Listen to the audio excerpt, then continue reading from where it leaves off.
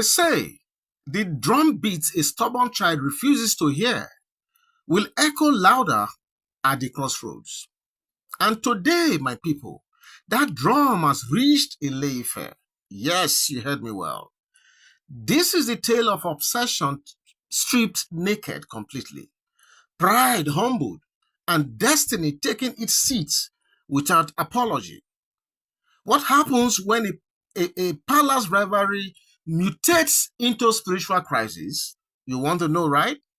What happens when a woman marries power but forgets that the throne speaks its own language? The one she cannot bully, bribe, manipulate, or seduce. Tonight, my people, Awake Africa TV takes you deep into the emotional underbelly of Ile-Ife, where Ebony battle for spiritual dominance, has taken a dangerous turn right now. And the family, her family, that once defended her, has rushed to surrender, not to power, but to the truth. Ebony's family had finally reached the breaking point, I tell you. Don't forget that it has been Ebony this, Ebony that for the longest of time, okay? And before she messes up, the gains of her family in this whole Ooni of Ife's palace, they have decided to weigh in big time. That's the report that is coming out at this time. For months, they watched their daughter drowning in desperation. The obsession was no longer subtle, no longer dignified, no longer defensible. They kept quiet because palace pride is heavier than common sense. They feared ridicule. They feared losing access. They feared their enemies would laugh at them. Don't forget that as at the last time, Ebony went to the stream where she thought she had found solace.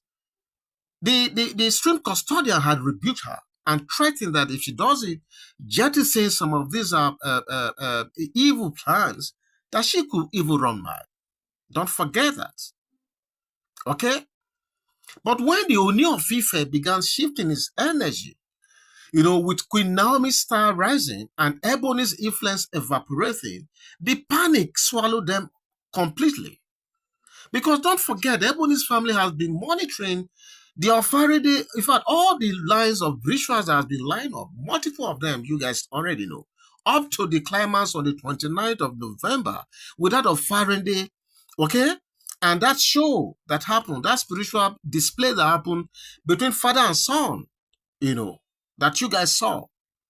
Don't forget, Ebony's family had been monitoring everything, even most of the things she has been doing, the confusion and everything.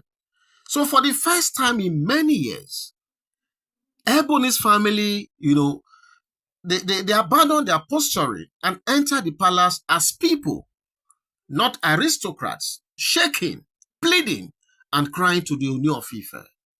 They said what they should have admitted long ago. Don't forget that this is not the first time that Ebony has been trying to, behave like this. I don't want to start giving all the account. I'm sure you guys know that it not be today something, okay?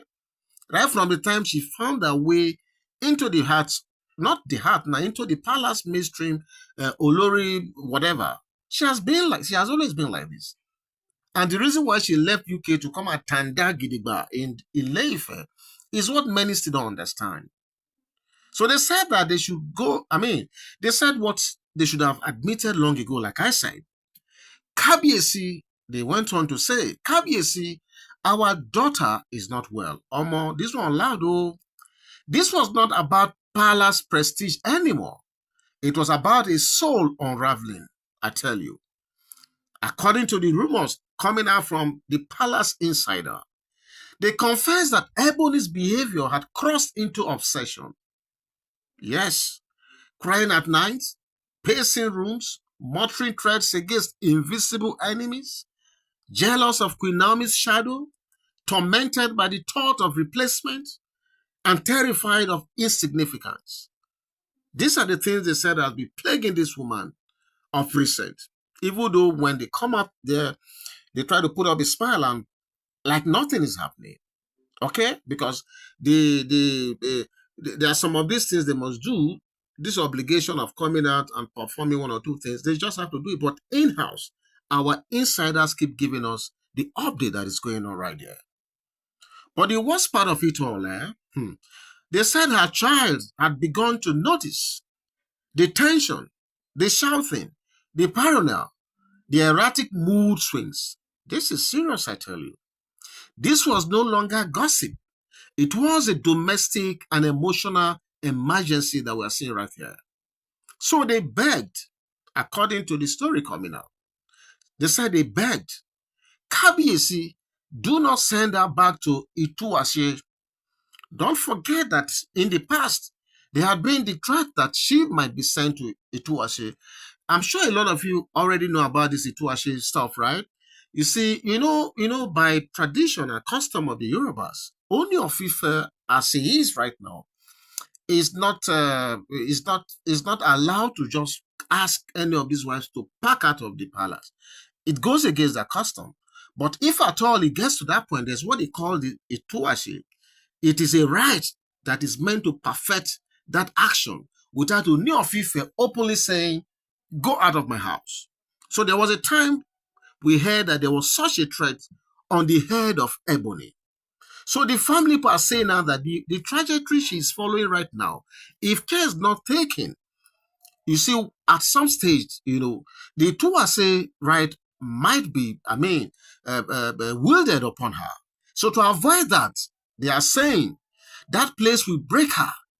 Let us see Onìfarapa Òkàn. I don't know if I'm pronouncing these words well, but this is another right. That is Onìfarapa Òkàn, So you might want to ask, who is Onìfarapa Òkàn? Okay, I will just be brief on this. You see, the Onìfarapa Òkàn is not a priestess of fear. She's a woman, definitely, but she's not a priestess of fear. Not an enforcer of ritual terror, but a healer, the straightener of scattered hearts. This is the woman's palace. Elders call, when obsession has mutated into self-harm, when jealousy is eating the vessel from inside, when the mind refuses to reason and the soul slips into battle mode. Onìfarapa Òkàn does not shame you. She dismantles the emotional shackles that enslave you. She restores balance. She heals violent attachment. She breaks unhealthy hearts bonds. And Ebony needed exactly that. Now, what I'm trying to say here is that the family who have come out now don't want a situation where Ooni of Ife will be pushed to invoking the Ituashe rights, which will come with serious consequence. But this Onìfarapa Òkàn, according to the story, she's the woman that balances. If a wife, an Olori, has what you call an obsession, this feeling of hate, jealousy, and the thing is eating her up, and is about to become very dangerous to the entire palace.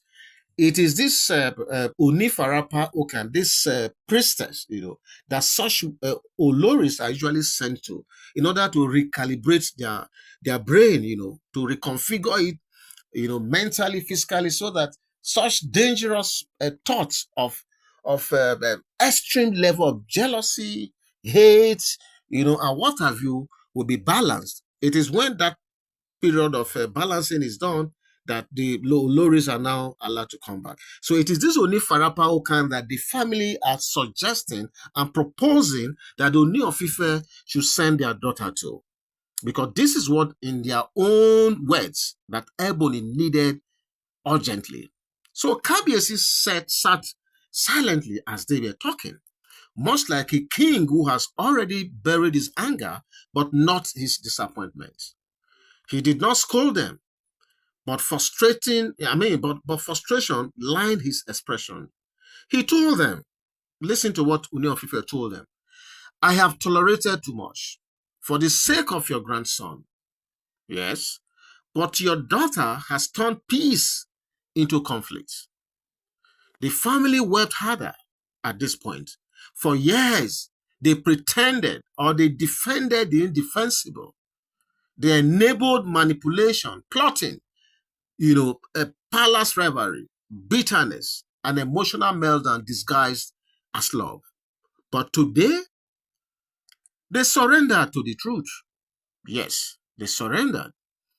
And they said, they all echoed, Ebony needs help. Ebony needs help. That's what they kept saying. Kabiesi admitted he was already planning an intervention, that will have taken place after the 10-year anniversary, coronation anniversary, to evaluate whether she needed separation, cleansing, or total isolation. So that means Ooni of Ife herself don't retire.